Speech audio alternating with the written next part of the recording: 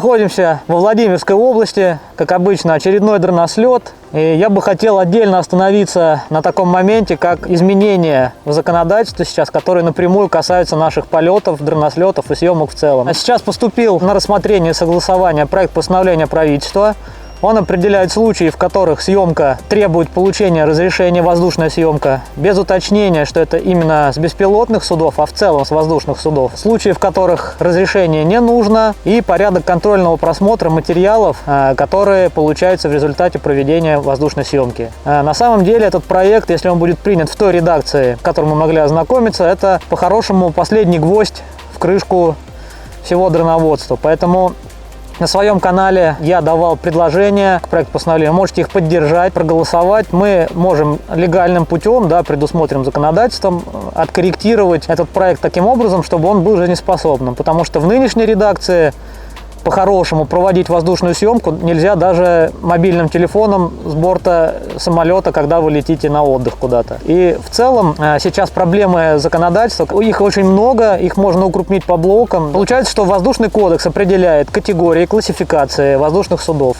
Остановимся на сверхлегком, это до 495 килограмм. То есть абсолютно все беспилотники, которые летают, неважно 1 грамм, 2 грамма, 10, 30 килограммов, это все считаются сверхлегкими. Для нас, для беспилотников, есть отдельные положения в законе, которые касаются получения разрешения на полеты, полеты в населенных пунктах, сертификация этих устройств. Но если мы говорим про страхование беспилотников, страхование гражданской ответственности владельцев воздушных судов, очевидно, что для вот этих всех дронов, для них нужно выделить как минимум свою категорию, под которую подвести нормативное регулирование, раз.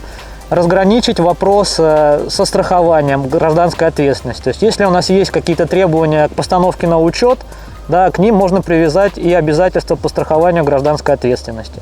То, что касается запретов субъектов, есть сейчас субъекты, в которых с учетом изъятия летать можно. Мы летаем в Владимирская область, Тверская, и вот эти кейсы, прецеденты по этим субъектам, в принципе, можно было бы реализовать в других регионах с запретами. Почему?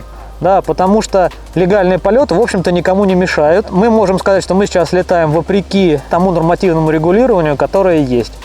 То есть сотрудники ОРВД, за что им отдельная благодарность, с пониманием относятся к нашим полетам, устанавливают режимы. Сервис, которым лично я пользуюсь для групповых заявок, это Небосвод, не реклама, у меня нет никаких коммерческих отношений с ними. Спасибо коллегам из Небосвода, которые заводят наши режимы на несколько людей, обеспечивают поддержку, связываются с владельцами запретных зон, зон ограничений, с диспетчерами аэродромов при выделении режима. И, конечно, нельзя не отметить адекватную работу, понимание сотрудников правоохранительных органов, которым предварительно перед полетами, которые проходят в населенной местности, мы подходим, предъявляем документы, показываем, что у нас установлен режим, что дроны имеют учетные номера, поставлены на учет, на них все нанесено. Оставляем контактные данные, предупреждаем, чтобы не было какой-то паники и чтобы им не приходилось тратить время, если поступит сигнал, что где-то происходят полеты беспилотников. То есть то, как сейчас происходит в некоторых субъектах, в принципе, можно было бы экстраполировать на другие регионы Российской Федерации. Поэтому я со своей стороны рекомендую вам посмотреть проект постановления.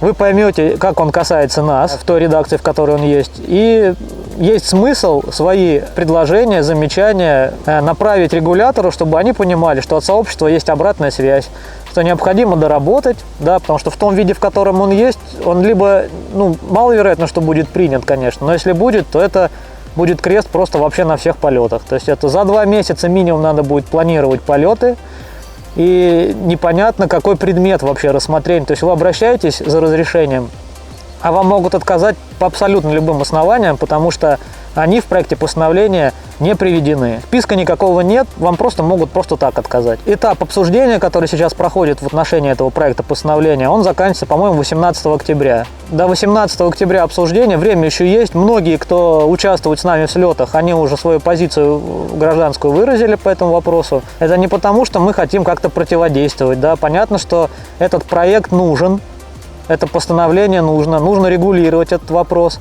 но нужно просто к нему подойти более вдумчиво. чтобы это был рабочий механизм, а не тот, который опять будет заставлять всех вот так же пиратить, как раньше было, когда невозможно было получить разрешение на полеты в городах до введения запретов субъектов. Поэтому, по моему мнению, норма, которая не работает, которая будет просто полностью блокировать вообще любые попытки получить легальные разрешения на полеты, эта норма, она просто приведет к тому, что опять будет всплеск серых полетов людей, которые не будут заявляться, потому что невозможно получить разрешение. В описании под видео будут ссылки на портал, где размещен проект постановления, будет ссылка на публикацию, в которой будут рекомендации, как оформить, куда нажать, да, и что конкретно написать, если у вас нет своих идей. Если вы профессионал, если у вас есть свое видение, вы можете посмотреть законы и, конечно же, дать именно правки в своем виде, в том, в котором вы хотите предложить. Все ссылки будут приведены в описании к видео.